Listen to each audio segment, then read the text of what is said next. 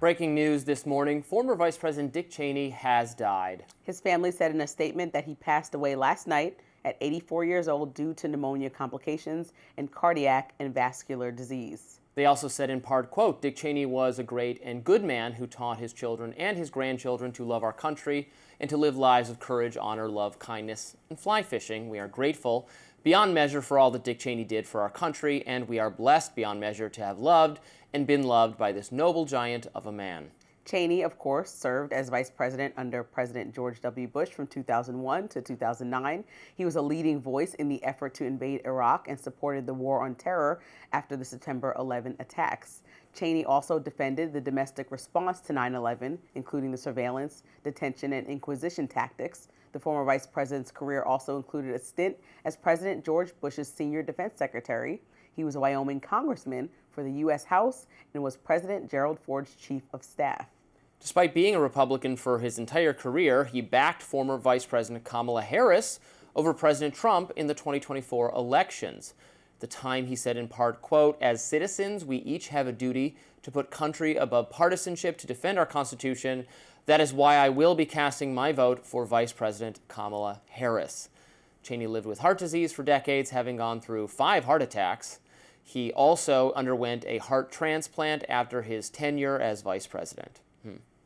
Well, a legacy that, ironically, I think at this point in time, and if you went back 20 years, and no one would have ever believed this. That was the wildest thing, yeah. But he will be someone more fondly remembered by Democrats than by Republicans, even though throughout my teenage, high school, and college years in the aughts, he was a central villain from the mainstream media, liberal, progressive, Democratic perspective for his role, his ideological role in the Iraq War. But because he was at odds with Trump, and he and his daughter Liz Cheney were major opponents of Trump's actions relating to January 6th, and he eventually endorsed Kamala Harris, he will be a, I think, rehabilitated Republican from the Democratic perspective. Yeah. Is that about right? Well, that Kamala endorsement was surprising, but I mean, when it comes down to family, as you see, even when they put in his statement, this is somebody with a stoic face that was arguably the most powerful vice president in modern history, that then also his family mentioned that he fly fishes. Or like in 2013, he said after his heart attacks that he wakes up every morning with a smile on his face. It's somebody who, like, people almost were, and mind you, we were younger at the time when he was working with Bush, and so we probably looked at him as just like this figure that everybody made, like the boogeyman almost.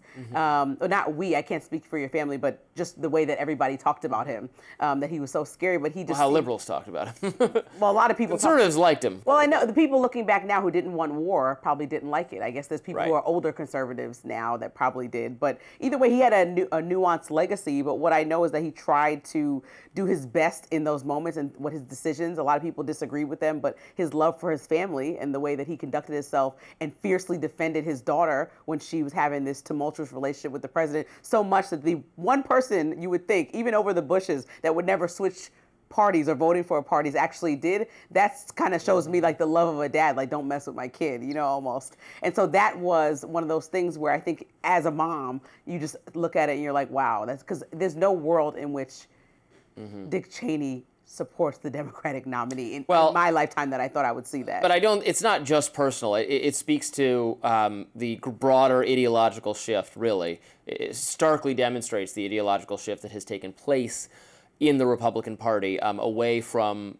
the Bush-Cheney neoconservative ideology that was very hawkish on foreign policy, that was very foreign policy focused, and that was still socially conservative, but in some ways moderate on some issues, but very fiscally conservative from a limited government perspective, low taxes, low regulation, pro-trade, and Trump has just totally scrambled that perspective. Now it's an America First, anti-interventionist, anti-war party of completely opposite economic views and then a mix of different cultural views. In some ways, culturally more moderate, I guess I would say. And it's going to be interesting to see what this party looks like after President Trump. That's what I've been saying over and over again. I don't think it will be going back to a Bush-Cheney mold, but who knows? More rising after this. Stick around.